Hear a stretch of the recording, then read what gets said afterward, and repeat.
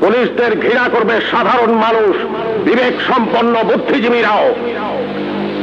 আপনারা সবাই ভুলে যাবেন AK-47 মতো মারাত্মক অস্ত্র পাওয়া গিয়েছিল আসামিদের কাছে।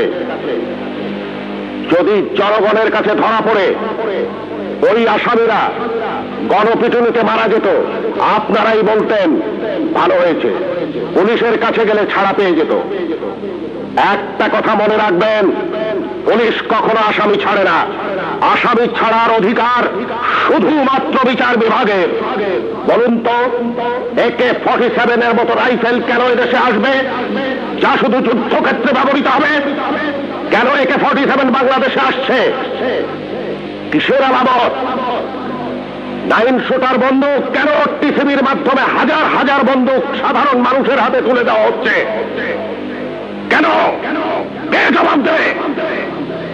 এই 9 শুটার বন্দুক দিয়ে কি হচ্ছে? হচ্ছে চাঁদাবাজি, হচ্ছে